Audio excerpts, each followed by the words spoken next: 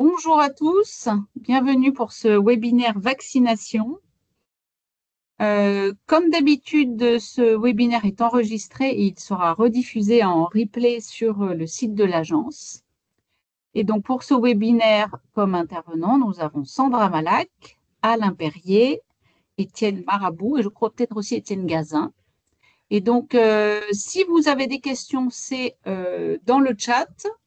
Et vous pouvez aussi, il y aura des moments on s'arrêtera sur les questions-réponses. Vous pourrez aussi lever la main pour préciser et je pourrai parce que là les micros sont coupés et je pourrai vous donner la parole. Voilà. Sandra, je te passe la parole. Merci beaucoup Magali. Donc, bienvenue à ce webinaire dédié à la vaccination dans le cadre de la vague de Ségur, dédié aux médecins, mais également, finalement, on a les enjeux de vaccination bientôt dans le couloir des officines, même s'il l'avait déjà précédemment, également dans le couloir à venir prochainement pour les sages-femmes et un certain nombre de professions paramédicales. Donc, c'est un webinaire qui concerne un certain nombre d'éditeurs. Et en outre, au-delà des exigences purement Ségur, on s'est permis d'imaginer également quelques nouvelles perspectives autour de la vaccination, notamment des éléments qui sont des attendus des médecins et des attendus fonctionnels qui vont au-delà des exigences, mais qu'on se disait qu'il serait intéressant de vous partager aujourd'hui. C'est pour ça qu'on a nommé ce webinaire Exigences fonctionnelles Ségur Vague 2 et opportunités d'innovation. Alors, un mot des intervenants, donc je serai votre interlocutrice aujourd'hui. Claire ne pourra pas, Vigier de la DNS ne pourra pas se joindre à nous et je me ferai fort de la présenter. Vous connaissez bien Magali, que vous avez déjà vu à travers de nombreux webinaires. Vous connaissez également Alain Perrier, que vous avez vu comme expert sur toutes les questions d'interopérabilité, et notamment dans les webinaires dédiés. Nombre d'entre vous, pour la biologie et l'officine, connaissent déjà Aladine Slimani, qui est l'interlocuteur privilégié de l'ATF Officine. Nombre d'entre vous connaissent également Christelle Boulin, qui est l'interlocuteur privilégié pour la Task Force Ségur paramédicaux. Et nombre d'entre vous connaissent également Étienne Marabout, qui est l'interlocuteur privilégié côté GIE Sésame, notamment pour les enjeux de facturation mobilité, Étienne, je crois, et notamment les outils de lecture de code 2D et NFC pour notamment l'application carte vitale et autres. Alors, les règles du webinaire, hein, comme d'habitude, même si vous savez qu'on est assez libre dans les échanges, c'est de n'activer votre micro et caméra que si nécessaire et de privilégier les questions dans l'espace conversation. Sans plus attendre, je rentre dans le vif du sujet. La vaccination a un enjeu très important d'améliorer la traçabilité et la prévention. Actuellement, et c'est une innovation de ces dernières années qui répond vraiment aux besoins de la population, on a vu s'étendre le nombre de professionnels pouvant réaliser les actes de vaccination. Et donc, c'est formidable parce que typiquement, la vaccination en officine, on le voit, répond à un très fort besoin de santé publique. Pour autant, donc, on a une dilution des informations concernant la vaccination et beaucoup de médecins nous disent bah oui, mais je sais plus au final si mon patient a été vacciné, par quand, par qui. Et donc on a un enjeu de recentraliser cette information de la vaccination, et évidemment l'enjeu clé de mon espace santé DMP est d'être le lieu privilégié pour recentraliser cette information dédiée à la vaccination. Je ne vous cache pas qu'il y a aussi une complexité touchant aux schémas vaccinaux eux-mêmes. On en redira un mot dans le cadre du schéma vaccinal, mais on sait que le calendrier vaccinal évolue tous les ans, avec notamment la carte postale vaccinale publiée par le ministère de la Santé et dont on retrouve les différentes émanations à travers Santé publique France ou bien sur le site d'Amélie. Mais donc tous les ans, ce calendrier est remis à jour. Et puis ça, c'est le calendrier général.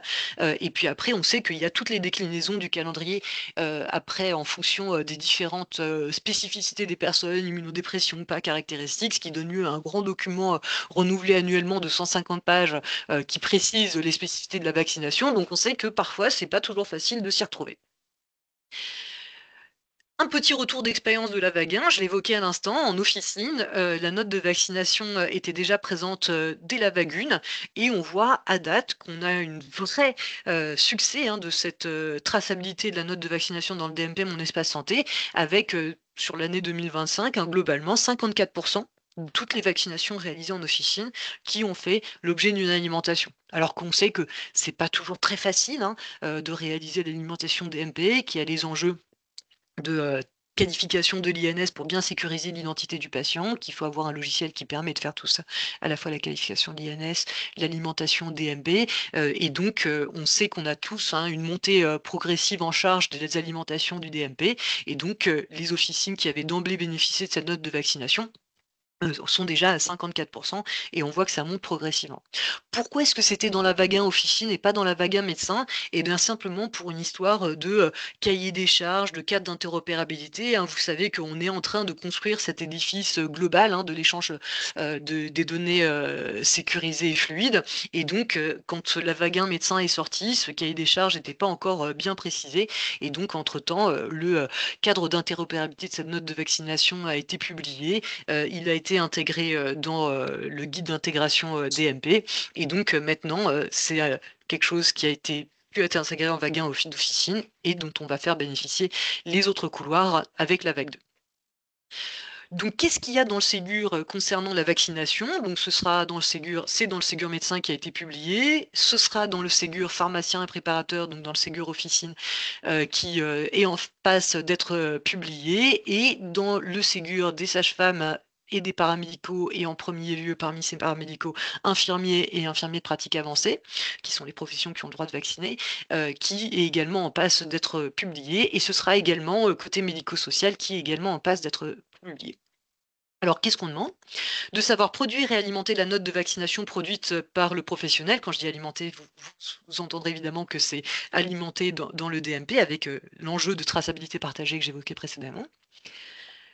D'informer le professionnel, du calendrier vaccinal. Alors on a fait quelque chose de très simple en termes d'exigence. On a dit, juste avoir un lien au moins qui renvoie vers le calendrier officiel et dans sa version la plus simple, carte postale, mais ça n'empêche pas qu'on peut faire, pousser plus loin les exigences et on y reviendra.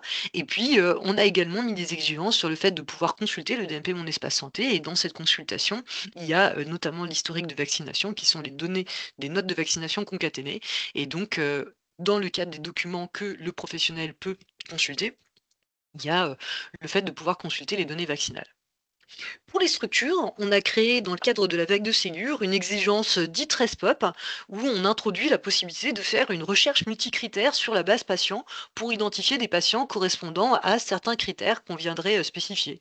Et donc parmi ces critères qu'on viendrait spécifier, il y en a certains qui concernent par exemple des données d'âge, de sexe, par exemple des données de poids. On peut vouloir faire une recherche sur les adolescents présentant un surpoids. Mais on peut aussi vouloir faire des recherches sur des données présentes dans le logiciel, telles que l'information de la vaccination. Et donc, je peux dire, dans mon logiciel, sur les données présentes dans ma base patient, est-ce que tu peux me sortir l'information des patients de plus de 65 ans, par exemple, qui n'ont pas encore eu la vaccination grippe? Et donc l'objectif de cela, c'est derrière de pouvoir identifier des groupes spécifiques de patients qui pourraient être ciblés par une campagne d'incitation et par exemple une campagne de dépistage de réalisation de vaccins.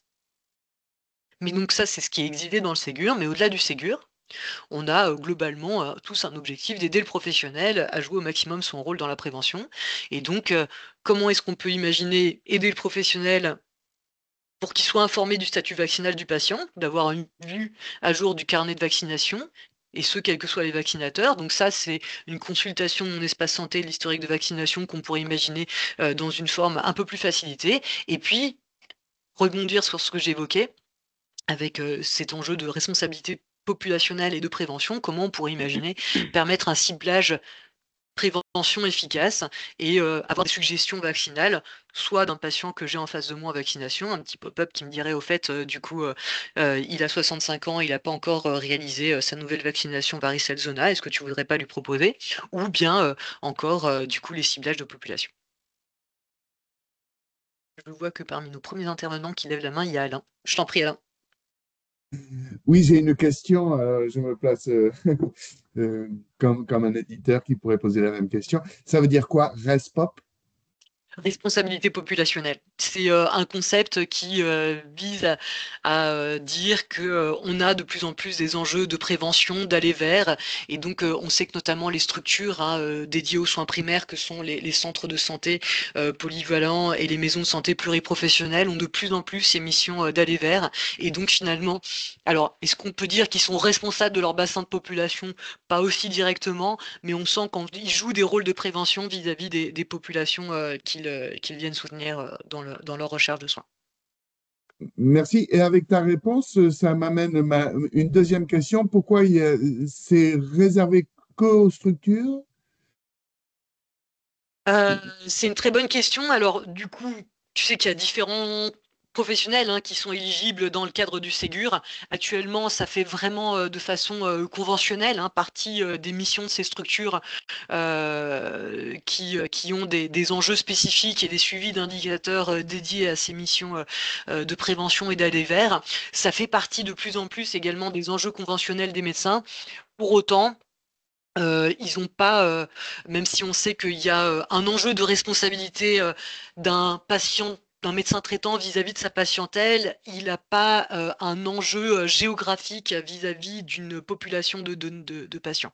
Mais on pourrait tout à fait imaginer qu'un éditeur qui développe cette fonctionnalité pour les structures pour lesquelles c'est exigé dans le cadre du Ségur puisse également le mettre à disposition des médecins, mais à ce moment-là hors Ségur, mais qui en feraient la demande et qui diraient qu'ils peuvent en avoir le bénéfice.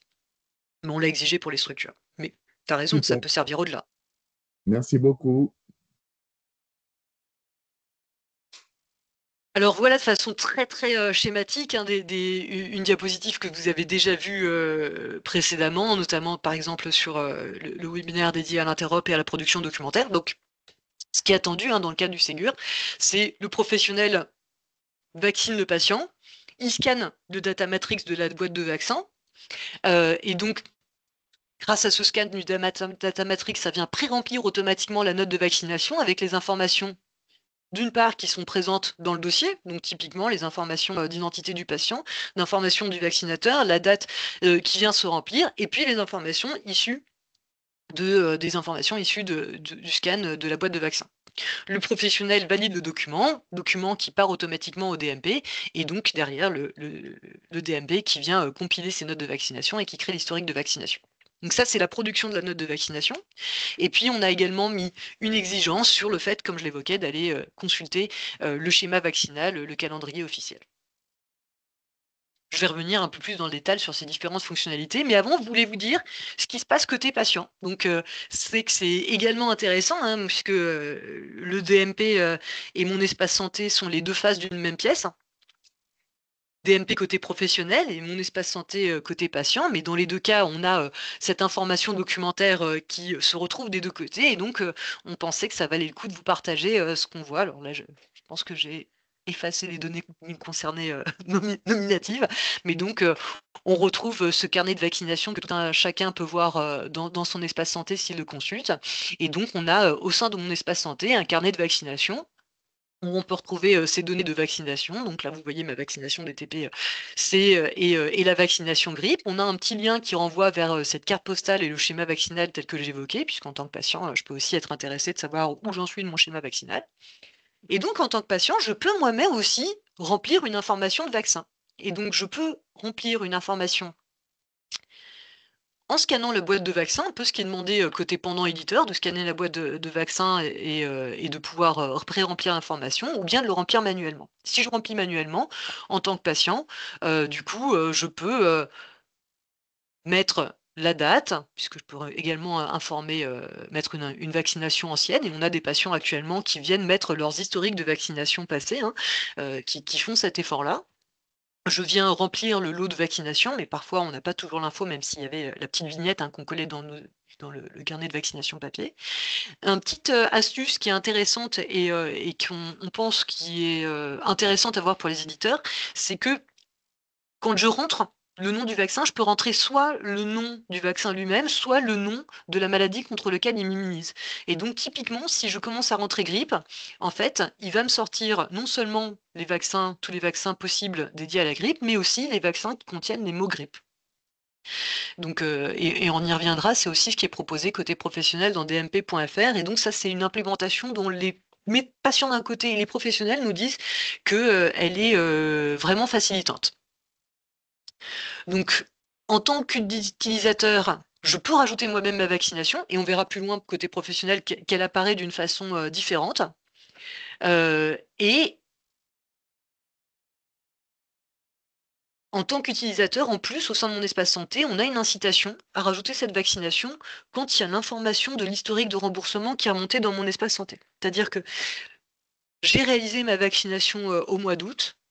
Et bien en fait, à partir de mon historique de vaccination, quand je suis connecté à mon espace santé, il m'a dit, au fait, est-ce que tu veux pas venir alimenter également ton historique de vaccination? Donc là, données que j'avais dans mon historique de remboursement, qu'on m'a suggéré de venir compléter dans mon historique de vaccination.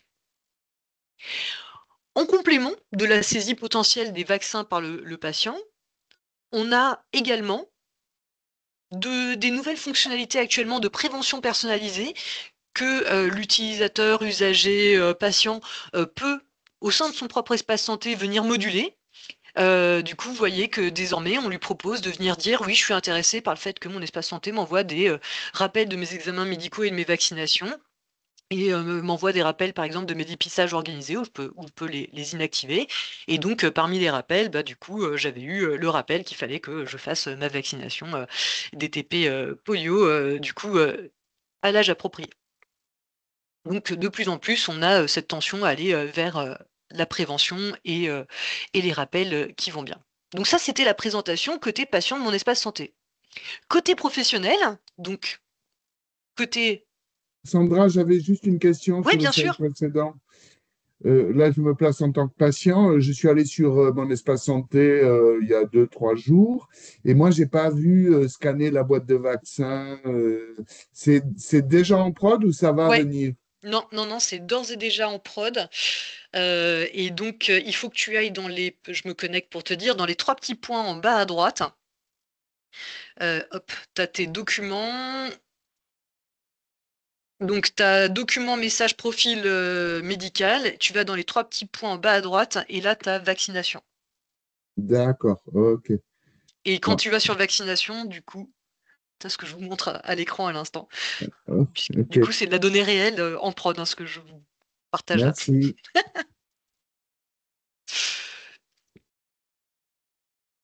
Et côté DMP, donc là j'ai pris mon autre casquette professionnelle de santé, et donc vous voyez qu'il y a aussi la possibilité de rajouter ces informations. Donc on va sur dmp.fr, ajouter une vaccination. Et ça ressemble pas mal à ce que vous avez vu côté patient. Je rajoute le nom du vaccin, le numéro de lot, le rang de vaccination. Est-ce que c'est ma première vaccination ou est-ce que c'est un rappel ou la deuxième, par exemple, du processus de vaccination hépatite B, le site d'administration, voie d'administration, d'éventuels commentaires, la possibilité de dire si je suis le vaccinateur ou pas le vaccinateur. De façon intéressante, vous voyez qu'il y a des petits points rouges qui correspondent également, sous le contrôle d'Alain, aux données obligatoires du cadre d'Interop. Concernant la saisie de la note de vaccination, vous voyez également qu'on a un peu le même principe, qui est que quand je commence à rentrer les premiers mots, du coup, il me propose soit les vaccins en rapport avec la maladie, soit les vaccins qui comportent dans leur dénomination le mot que je commence à taper. Et la façon dont se présentent ces notes de vaccination dans le DMP, c'est qu'on a les vaccinations qui ont été réalisées par le professionnel, rentrées par le professionnel qui en apparaissent comme d'emblée validées. Par contre, comme je vous le disais à l'instant, les patients eux-mêmes peuvent rentrer ces informations de vaccination. Et donc, on considère que l'information rentrée par le patient n'a pas été validée par un professionnel, donc elle est présente, cette information rentrée par le patient, parce qu'elle peut être précieuse pour le professionnel qui la voit dans son historique de vaccination, mais elle apparaît en à valider, et derrière, un professionnel qui le souhaiterait pourrait intervenir sur cette vaccination et la passer en mode validé. Mais de fait, pour un professionnel, on considère que quand on vous donne la visibilité sur l'historique de vaccination, on met une petite différence entre une vaccination rentrée par le patient en autonomie et une vaccination rentrée par un professionnel et qui en a attesté. Donc ça, c'est ce que je vous présente côté saisie du DMP. et en ligne dmp.fr, mais évidemment, un certain nombre d'entre vous ont déjà implémenté ces modalités, et donc on aurait aussi pu présenter ce que certains d'entre vous ont déjà fait, mais de fait, le gros de ces implémentations sont devant nous, donc on s'était dit qu'on allait partir de quelque chose de déjà, d'ores et déjà œcuménique et basique. Je finis juste sur cette diapositive avec la mise en visibilité de l'historique de vaccination. Et donc, quand on veut consulter l'historique de vaccination, il y a plusieurs possibilités. Je peux soit télécharger le PDF, soit télécharger les données CDA. Et quand c'est les données CDA, c'est évidemment des données structurées qui me permettent derrière de les exploiter de façon intelligente. On a une question, Sandra. Quelqu'un a levé la main, Aurélie Illon. Je vous ai débloqué le micro, normalement, voilà. Bonjour. Bonjour. Je voulais savoir, dans le cas où le patient entre un vaccin qui a déjà été entré par le médecin, ou inversement, est-ce que il y en a un qui s'efface ou il y a Non, des doublons? Ok, non, du coup, il y a possibilité de doublon. Non, non, c'est pour ça que du coup, on pense que c'est très très important de mettre en visibilité à tout le monde, parce qu'actuellement, on n'a pas de dédoublonnage automatique. ok, merci.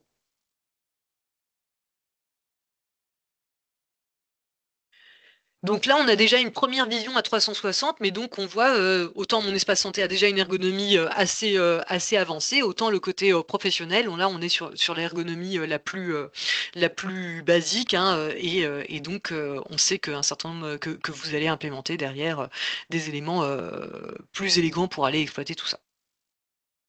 Mais donc pour pouvoir le faire, il faut évidemment que vous implémentiez le cadre d'interopérabilité qui va bien, et donc là je crois qu'Alain, on est sur ton expertise. Oui, alors le volet vaccination a été publié en 2023 dans le cas d'Interop.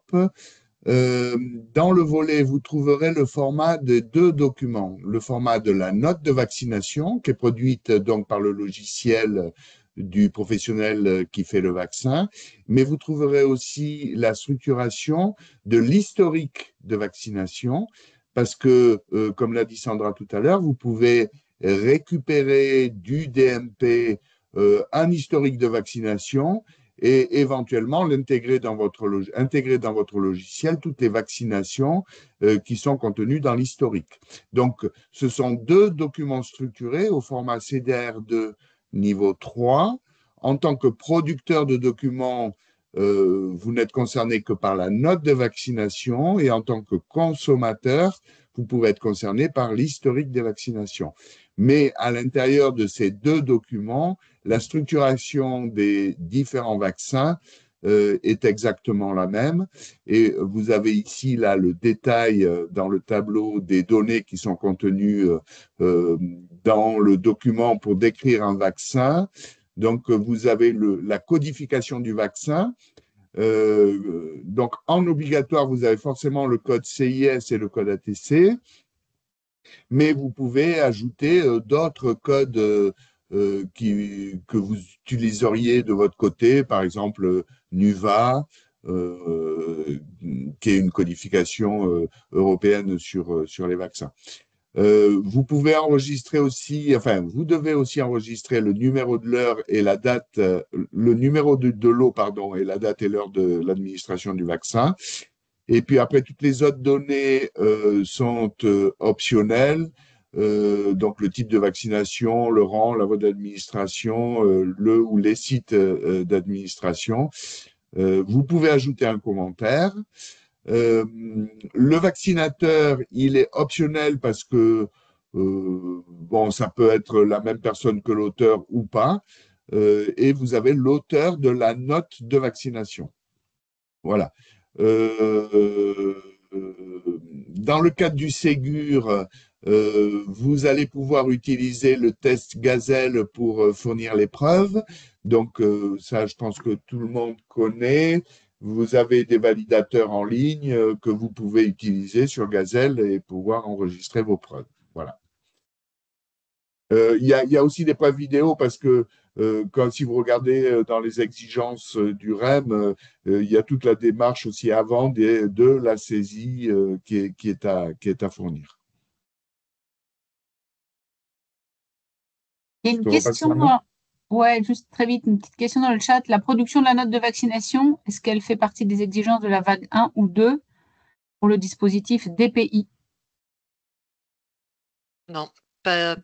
en fait, la note de vaccination, alors il faudrait qu'on voit du coup, comme vous savez, on est plutôt des experts côté ville, hein, mais de mémoire, la vaccination n'est pas requise en tant que telle, et en tout cas pas dans la production du CDR2N3 avec les tests Vagazel côté des pays. On propose un lien contextuel vers l'espace de vaccination qu'on évoquait du DPMP précédemment. On sait qu'il y a plutôt moins de réalisation de vaccination côté hôpital, sauf dans les centres dédiés, auquel cas ils auraient un intérêt à réaliser cela. Mais donc on propose plutôt un appel contextuel vers l'espace dédié du carnet de vaccination DMP en ligne.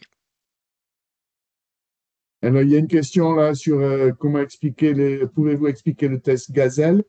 Alors, Gazelle, c'est un outil qui est en ligne. Alors, vous avez deux plateformes différentes, hein. Vous avez la plateforme en ligne que vous pouvez utiliser lorsque vous faites vos développements ou que vous voulez faire votre recette. Euh, donc là, vous sélectionnez un document que vous avez produit et vous sélectionnez le validateur VacNote et ça vous analyse le document que vous avez soumis et du coup, ça vous fournit le résultat. Est-ce qu'il est bon ou ça vous indique les erreurs qui pourrait y avoir dans le document. Il y a la plateforme Gazelle dédiée au Ségur.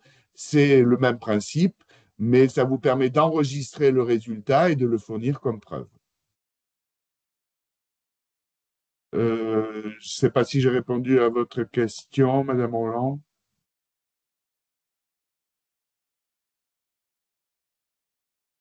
OK. Oui.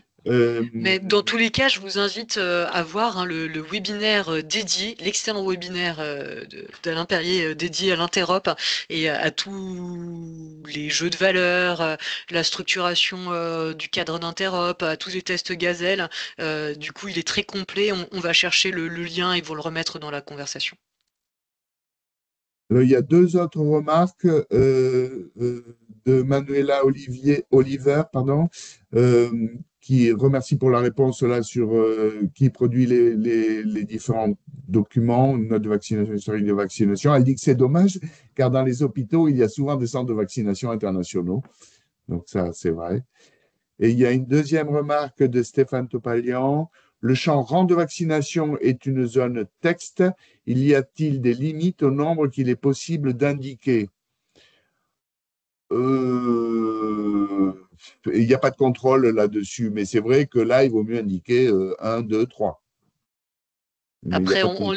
dans les Covid, on commence à en avoir un certain nombre. Les patients immunodéprimés qui la font maintenant depuis quelques années, tous les 6 mois, commencent à en avoir un certain nombre de vaccinations sans se voiler la face. Au bout d'un moment, les professionnels mettent plus beaucoup le rang et c'est pour ça que c'est une donnée qui finalement n'est pas obligatoire. Oui, et en plus, le rang de vaccination, c'est plutôt pour les vaccins, tu vois, où il y a un premier vaccin et puis un ou deux rappels, et c'est là pour permettre de faire la différence. Ah oui, il a fait le premier, mais il n'a pas fait le rappel. Voilà, c'est pour faire la distinction entre ces deux. Il y a une main levée, je vous ai débloqué le micro. Omer, Bonjour, bonjour. je vous en remercie. J'avais une question qui était plutôt en lien, s'il me semble, par rapport au lien que vous allez fournir au niveau interop. C'était pour savoir s'il y aurait des exemples de documents fournis et validés d'un point de vue de test, que nous, on pourrait s'en servir visuellement pour se baser lorsqu'on va concevoir aussi. Oui, tout à fait. Vous avez des exemples qui sont fournis de notes de vaccination enfin, il doit y avoir qu'un exemple, je pense d'ailleurs. Il n'y a pas besoin de beaucoup plus, mais il y a un exemple au format CDA R2 niveau 3 qui est dans l'outil test contenu CDA qui est publié dans GitHub. Mais je peux vous mettre le lien dans le chat. Comme ça, vous trouverez les exemples, tous les exemples. D'ailleurs, c'est là qu'on met tous les exemples de tous les CDA que l'on produit, que l'on fournit. Merci beaucoup. Donc, ouais, si je Je comprends. vous le mets dans le chat, pardon. Ok, donc, merci beaucoup. Si je comprends bien, du coup, on a l'ensemble des exemples par rapport à la section liste et documents Ségur aussi. pas juste pour la note de Oui, vaccination. oui, oui, vous avez tous Ok, les exemples, la ok, synthèse ok. médicale, etc., etc. Merci. Tout votre bonheur sur les X exemples de biologie pour l'intégration de la biologie. On sait que c'est pas le sujet du webinaire du jour, mais un challenge en termes de CDA non négligeable, une forte demande suite à la vague 1. Donc l'équipe Interop et Alain en premier lieu a beaucoup enrichi les exemples d'ores et déjà disponibles. Il y a une autre question. Le champ vaccinateur est-il connecté au fichier RPPS+? Alors, en fait, ça, c'est une exigence des documents du cas d'Interop, hein. Toutes les données professionnelles de santé et établissements de santé doivent être alimentées à partir des annuaires nationaux. Donc, oui, du coup, le vaccinateur, bah, s'il a un identifiant RPPS, il faut l'indiquer.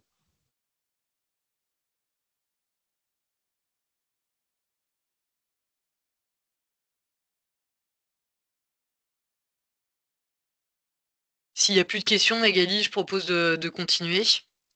Oui, vas-y.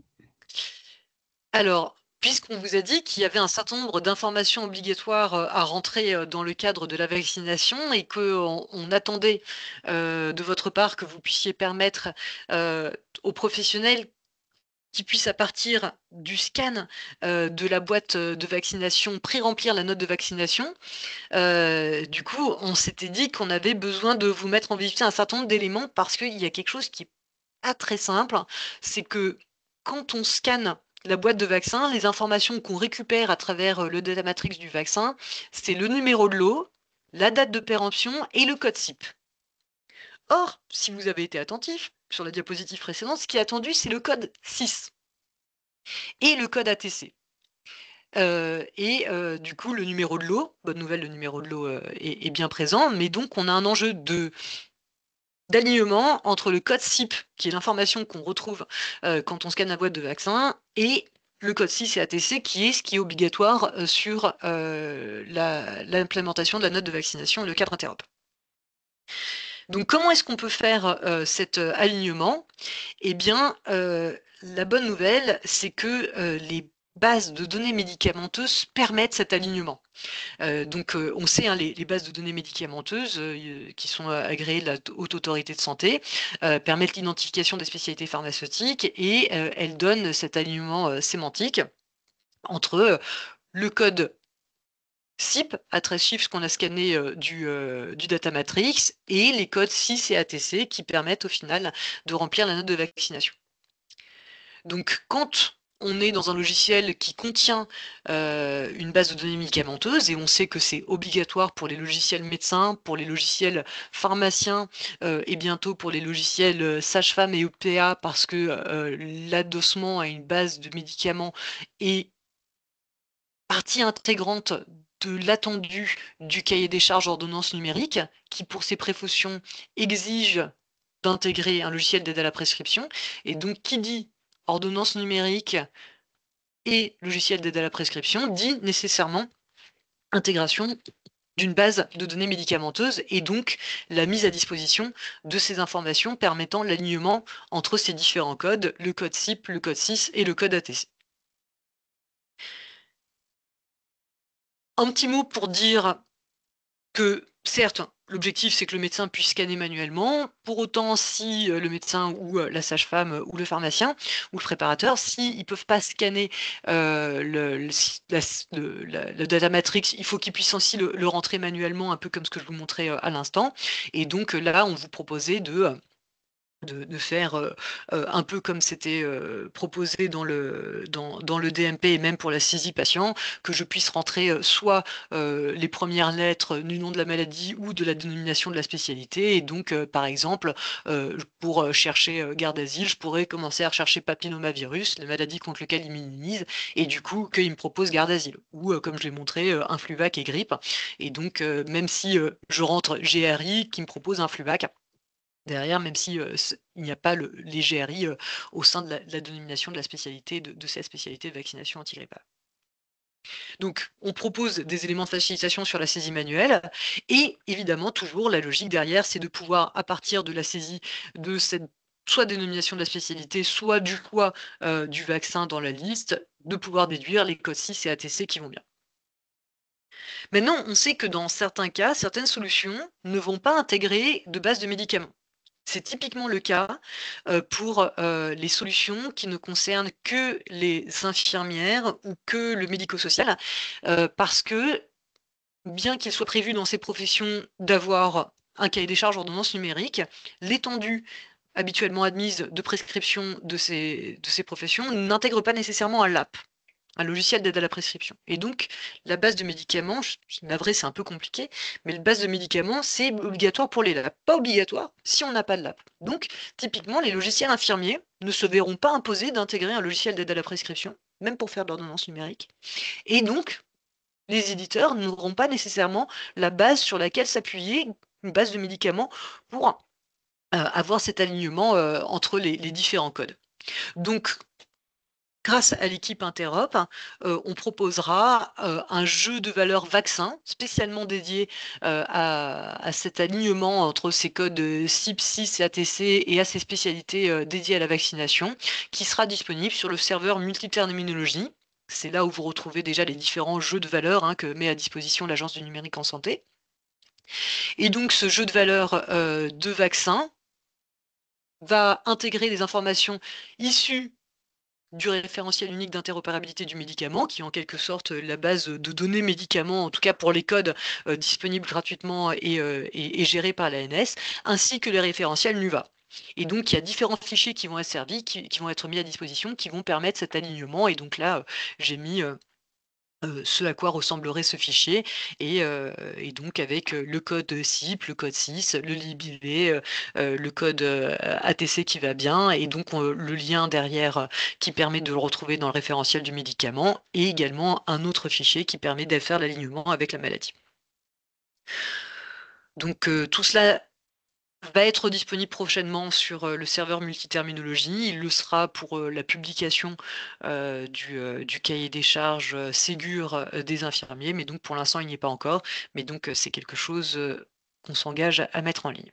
Et à mettre en ligne évidemment à faire vivre, puisque ces spécialités pharmaceutiques évoluent, il y a des nouveaux vaccins qui apparaissent, d'autres qui sont retirés, et donc derrière, il faudra s'assurer que les éditeurs viennent régulièrement actualiser et mettre à jour cette base de jeu de valeur vaccin. Là, du coup, Magali, j'ai fait un point assez complexe sur ces codes 6 ATC. Enfin, en tout cas, peut-être que ça parle très bien à Alain. Moi, j'avoue que je trouvais ça pas nécessairement très simple. Du coup, est-ce que ça a généré des questions ou pas? Non, Pas de finalement. questions, c'est limpide. Ou alors trop obscur. Mais donc, du coup, Voilà. on aura l'occasion d'en reparler le cas échéant. Évidemment, de répondre à vos questions si besoin. Maintenant, si on veut que le dispositif... Ah, allez-vous mettre les immunisations dans le jeu de valeur vaccin? Et donc, c'est une très bonne question. Non, on n'a pas prévu. En fait, donc là, on est vraiment sur la vaccination. Et donc, les immunisations passives, par exemple, avec les anticorps dédiés au VRS, ne font pas partie de ce code ATC, ne répondent pas à ce même cadre d'interopérabilité. Et donc, même s'il y a un enjeu évidemment important d'en avoir la traçabilité, il n'est pas prévu d'intégrer ces immunisations passives dans ce jeu de valeur.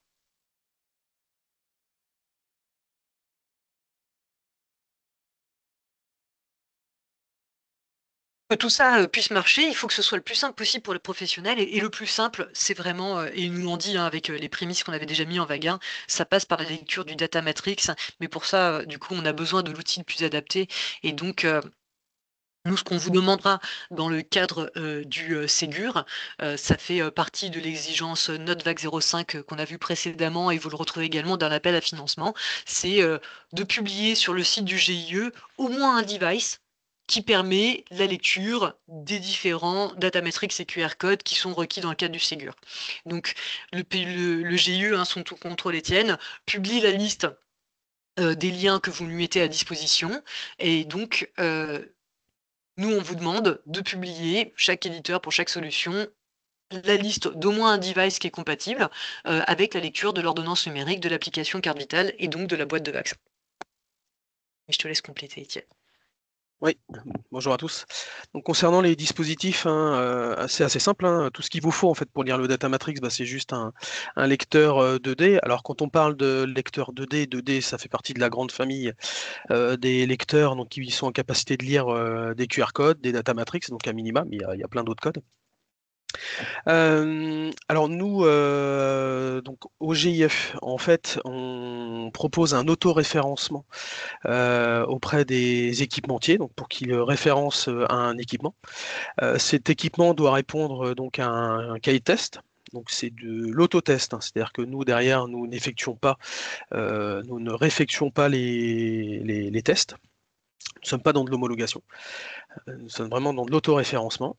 Et parmi ces tests, en fait, c'est assez simple, les tests qui sont proposés. Donc, bien sûr, on demande à ce qu'ils fassent à minima un test de lecture de code de QR code pour l'appli carte vitale, mais également un QR code ordonnance numérique. Donc également Datamatrix pour l'attestation AMC et pour l'INS.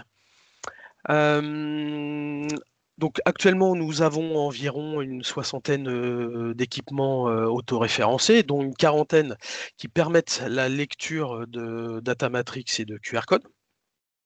Parmi ceux-là, nous en avons une dizaine qui font également du NFC en plus, et également, je crois que c'est 9 qui proposent à la fois donc, du NFC, de la lecture de QR code, et également de la lecture PCC pour les cartes physiques.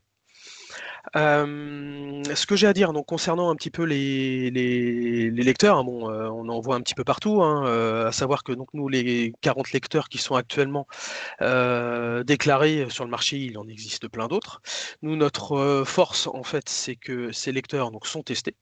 Alors quand je vous ai dit que nous derrière on n'effectue pas de tests, c'est pas tout à fait vrai, hein, on y regarde quand même un petit peu de plus près, et puis si on s'aperçoit qu'il y a un problème, l'avantage c'est qu'on est directement en lien avec les équipementiers, donc on est en capacité de répondre voilà, justement en cas de problème, s'il y a quoi que ce soit.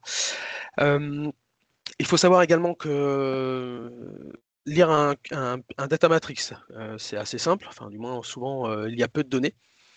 Nous, derrière, dans le cadre de l'application carte vitale, le QR code est beaucoup plus gros, il y a beaucoup plus de données. Donc, tous les lecteurs qui sont auto-référencés peuvent également lire ces QR codes de grande capacité. C'est-à-dire que sur le marché, vous pouvez trouver des lecteurs à bas coût qui ne seraient pas en capacité de lire des gros QR codes. Voilà. Pour lire aussi ces gros QR codes, nous on préconise alors je vais rentrer un petit peu dans la technique, mais ça fait longtemps qu'on en parle, mais c'est important. Pour lire pour des questions de performance, en fait, nous on préconise une configuration des lecteurs en USB-COM et non pas en HID clavier comme la plupart des lecteurs sont utilisés. Alors je sais que sur le terrain il y a déjà des professionnels de santé qui sont équipés pour lire justement les codes barres des vaccins ou des médicaments. Souvent, ils sont configurés en HID clavier. Pour lire l'application carte vitale, il faut idéalement se configurer en USB-COM. Et donc là, je m'adresse vraiment aux éditeurs. Vous avez un peu de programmation à faire au niveau de votre progiciel. Après, c'est pas très compliqué, hein. Si vous avez réussi à lire des données GALS, enfin avec quand il y avait encore le GALS sur les postes, et vous pouvez très bien le faire avec un lecteur de code 2D configuré en USB-COM. Voilà. Donc nous, c'est vraiment le message qu'on cherche à faire passer auprès des équipementiers.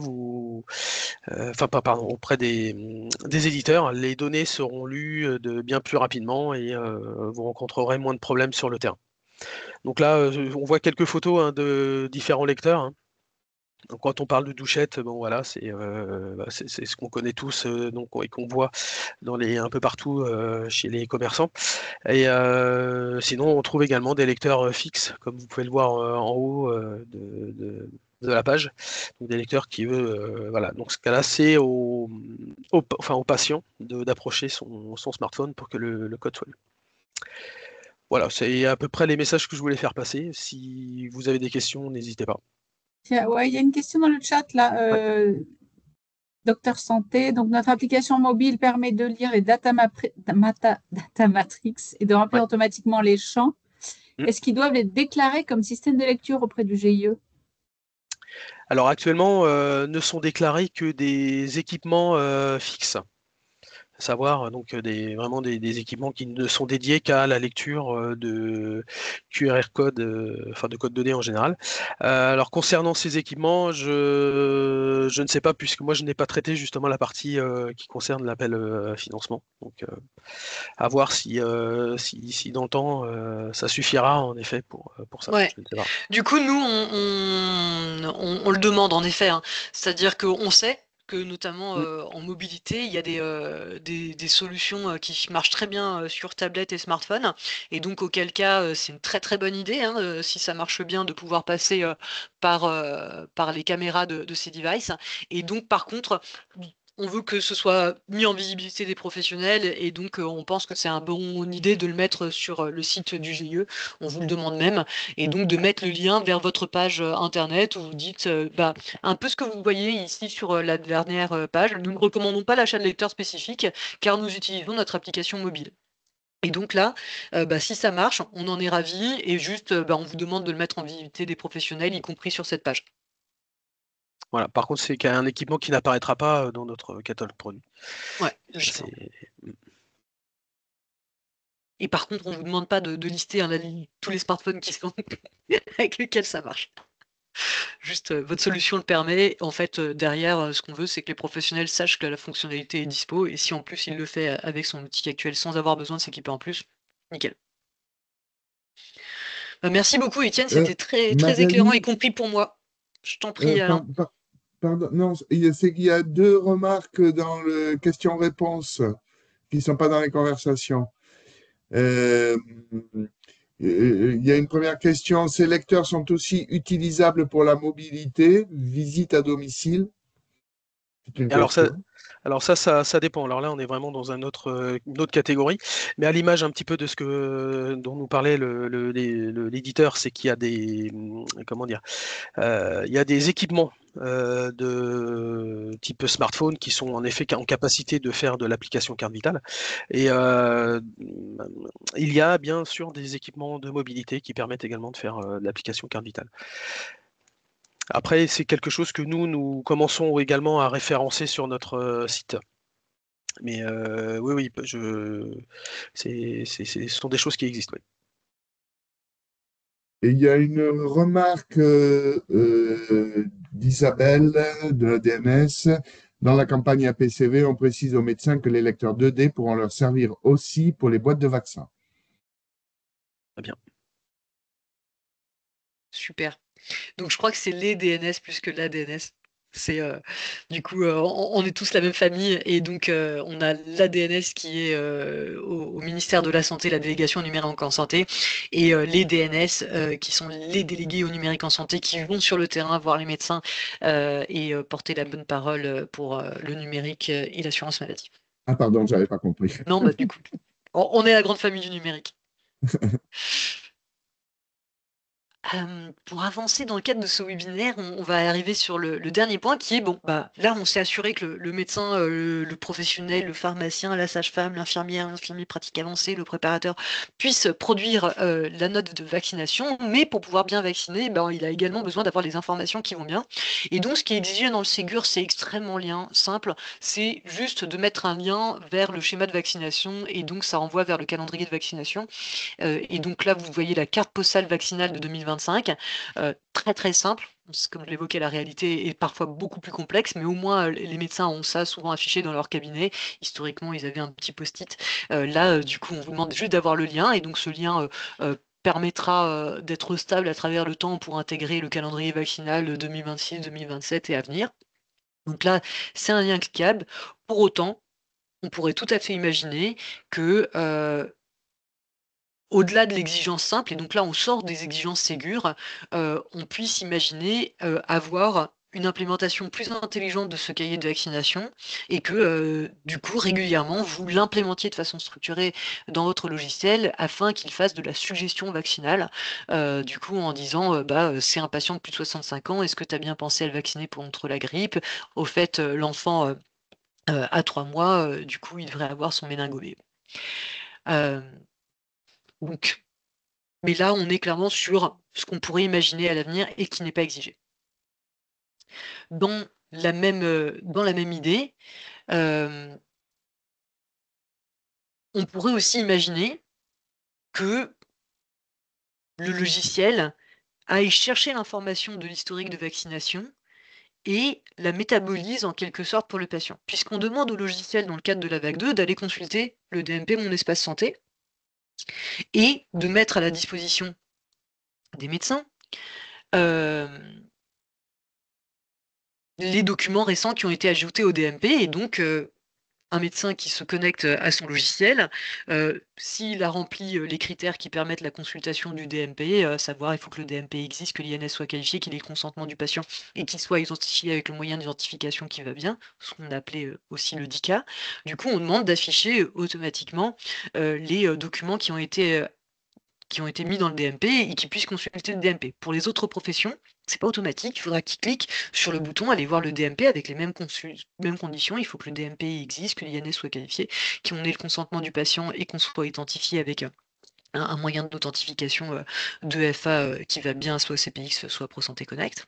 Mais donc à partir du moment où on peut consulter le DMP, on peut consulter également l'historique de vaccination qui, comme on l'a vu, est un document structuré, et donc on pourrait imaginer, et donc là on est au-delà encore une fois de la vague 2, mais on pourrait imaginer que on soit capable d'aller consommer cette information structurée, de la remettre en visibilité du professionnel, pourquoi pas la confronter à l'information du calendrier vaccinal pour aboutir à une suggestion vaccinale auprès du professionnel, et donc une suggestion vaccinale qui pourrait être personnalisée, y compris avec les informations de vaccination du patient dédié.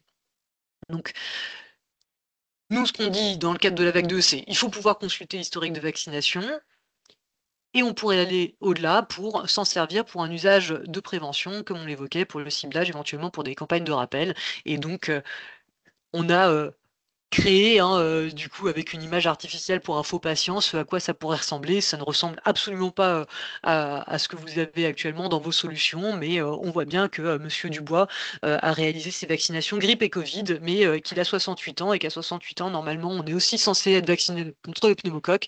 Et donc, je propose de réaliser la vaccination pneumocoque en plus pour Monsieur Dubois, pour qu'il soit prévenu contre cette bactérie.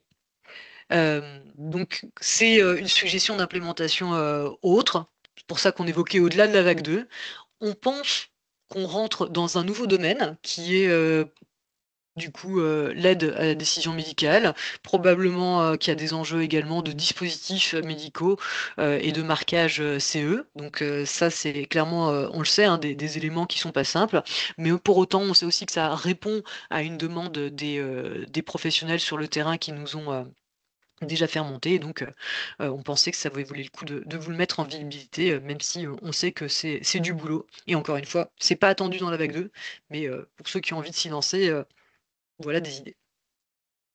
Sandra, juste une petite question. Le lien vers le schéma vaccinal, est-ce qu'il il peut changer dans le temps, ce qui est forcément complexe pour les éditeurs? Ouais, tout à fait. Donc, ce que je disais, ce lien sera stable dans le temps. Et, attends, et donc, comment les éditeurs ont l'info? C'est toujours le même. Le lien Ah, est ok. stable, c'est celui qui est Ah, publié pardon. dans le référentiel d'exigence médicale, ce lien est stable. Alors après, D'accord. l'information est publique, hein. Du coup, la Direction générale de la santé publie tous les ans, c'est repris partout par Santé publique France, par Amélie. Du coup, vraiment, l'information du calendrier vaccinal est publique, mais là, on a mis un lien dans le référentiel d'exigence vaccinale, et derrière ce lien, il y aura le calendrier vaccinal. Aujourd'hui 2025, demain 2026, après-demain 2027, et etc. Le lien est stable.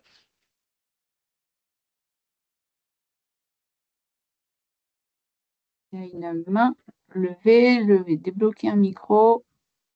Voilà. Merci. Oui, je voulais juste simplement préciser que ce calendrier vaccinal qui est montré ici est très très sommaire et que le calendrier vaccinal n'est pas modifié une fois par an, contrairement à ce qu'on pense souvent. En fait, il est modifié tout au long de l'année en fonction des résumés des caractéristiques du produit, en fonction de l'évolution de l'épidémiologie. Vous voyez, par exemple, là, dans le méningocoque B, on a l'impression que ça s'arrête à 12 mois. Mais en fait, maintenant, c'est recommandé de 15 ans à 24 ans et ça ne figure pas là-dessus. Ce qui ne figure pas là-dessus aussi, c'est les modalités de remboursement. Vous avez des recommandations, mais qui ne sont pas toujours suivies de remboursement. Par exemple, maintenant, il y a une extension de la vaccination ACWY ou B jusqu'à l'âge de 5 ans. C'est pas non plus précisé, mais c'est pas encore remboursé. Donc, enfin, c'est d'une quand même très grande complexité. On a identifié plus de 1000 conditions qui déterminent les recommandations vaccinales. Et donc, il faut quand même être prévenu que si on applique ça, on peut donner des conseils qui sont faux. On peut recommander une vaccination qui ne devrait pas l'être en fonction du contexte du patient, ou inversement, ne pas recommander une vaccination qui devrait l'être dans un contexte spécifique. Et c'est pour ça qu'effectivement, vous avez raison de souligner qu'une aide à la décision vaccinale est essentielle. Merci. Il y a une autre main levée. Alors, je débloquais le micro aussi, hein. Pardon, parce que Oui, quand je débloque le micro, je ne vois pas vos noms. Vas-y. oui. Bonjour, Julien Hervé, j'ai acheté Armor. Merci pour cette présentation, mais j'avais quand même une question. Alors moi, je suis plutôt côté métier et patient. J'aurais voulu savoir si les environnements de test au DMP étaient fonctionnels maintenant ou pas, parce qu'actuellement, on utilise avec mes collègues nos DMP personnels pour envoyer et tester tous les envois qu'on fait, que ce soit, là, ça sera le cas pour la vaccination ou par la biologie ou tout ce qui est résultat qu'on envoie à notre DPI. Et donc, du coup, j'aurais voulu savoir si ces environnements de test seront fonctionnels et simples d'utilisation.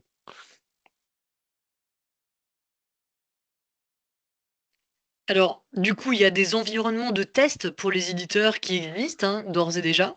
Pour les environnements Euh, de test, oui, mais pour nous qui mettons, alors moi je travaille pour le GHT d'Armor, pour la mise en place de flux ou d'envoi justement à nos DMP, que ce soit sur les différents logiciels qu'on doit envoyer, par exemple que ce soit la biologie, que ce soit les résultats euh, des comptes rendus médecins ou autres. J'aurais voulu savoir s'il y a des tests d'environnement DMP pour comme mon espace santé, mais avec mon espace santé de test, au lieu d'utiliser les espaces santé personnels des gens. Et après qu'on ne peut pas supprimer ou polluer les espaces de santé avec des informations qui ne sont pas correctes donc, de je test. complète ma réponse. Donc, il existe, hein, pour les éditeurs des espaces de test avec des bacs à sable et donc des cartes de test dédiées. Donc, ça existe. Votre question porte plutôt sur est-ce qu'il existe la possibilité d'avoir des patients tests dans des environnements de production? Oui, c'est ça. Et j'entends. Et donc, la réponse à date est que non. Et donc du coup, on Malheureusement, utilise nos, pardon, pardon, je vais excusez-moi. pouvoir continuer. Du coup, pour ça que vous m'avez vu partager mes propres données vaccinales, hein, malheureusement, on est pour Oui. l'instant tous logés à la même enseigne. Maintenant, du coup, je sais que c'est une demande qui est forte. Vous n'êtes pas le seul à l'avoir exprimé. On l'exprime également. J'aimerais bien ne pas partager mes propres données vaccinales pour ce webinaire. Du coup, c'est une demande qui est très forte, qui est encore actuellement en cours d'instruction côté assurance maladie et DMP. Je ne sais pas si Étienne, tu veux en dire un mot, mais donc l'instruction est en cours et donc on a bien entendu le besoin. Il est bien remonté aux personnes en charge. Et donc, pour l'instant, on n'a pas encore de réponse ferme à vous donner en la matière, mais le besoin est bien entendu. Étienne, si tu veux compléter, je t'en prie.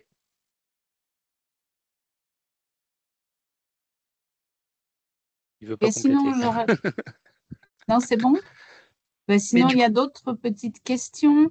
La note de vaccination envoyée dans le DMP, donc créée par le professionnel, permet-elle bien la création automatique de l'encart dans la partie historique de vaccination de mon espace santé? voilà, du coup, tu me disais, Magali, qu'on était nombreux comme présentateurs, mais en fait, il Ouais. nous manque les collègues côté DMP. Mais donc, et je peux m'avancer, puisqu'on en parlait encore ce matin avec nos collègues référents du DMP. Et donc, oui, à partir du moment où une note de vaccination est créée, elle vient automatiquement se concaténer dans l'historique de vaccination, même s'il n'y en a qu'une, mais donc qui synthétise automatiquement le D1 dans le DMP. Ok, super. Et une autre question sur les lecteurs, donc les douchettes, sont-elles aussi utilisables pour la mobilité visite à domicile? Oui, je crois qu'on y a répondu tout à l'heure. Il y Oui, a deux oui, Ouais, versions, hein. ouais, Soit tu balades ta douchette, soit tu le fais avec ton ouais, smartphone. c'est Mais je t'en ça. prie, Ok. Étienne. oui, oui, c'est ça. Enfin, actuellement, donc pour la mobilité, donc il y a des. Alors, les équipements douchettes, elles, ne permettent pas de faire de la mobilité, hein. Il y a vraiment des équipements bien spécifiques, des offres particulières, enfin voilà, et qui permettent de faire de la facturation en mobilité, et pour certaines, de faire également d'utiliser l'appli Carbital. Voilà. Donc tout ça, c'est détaillé sur notre site, hein. Ok. Merci. Moi, je voudrais rajouter une petite chose aussi rapidement hein, concernant les équipements de lecture type douchette, etc., qui sont déjà, par exemple, en pharmacie, etc. Il est tout à fait possible que les équipements, hein, donc même s'ils font pas partie s'ils n'ont pas été auto-référencés, soient en capacité donc de lire en tout cas les data matrix et ou les QR codes. Par contre, faire attention à la configuration, mais il faut savoir que les équipements, un code 2D potentiellement peut être bridé pour ne lire que du data matrix ou que du QR code. Donc ça, c'est pas parce qu'un lecteur lit un data matrix qu'il n'est pas en capacité de lire un QR code. Bon bref, c'est des petites choses dont il faut être vigilant. Voilà. Ok. Autre question. Comment voyez-vous l'intégration dans l'historique vaccinal de dénominations vaccinales génériques ou de noms commerciaux de vaccins administrés à l'étranger?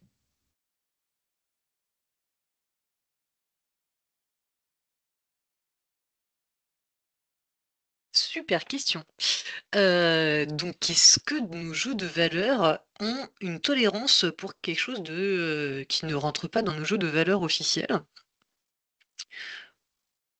On va chercher la réponse.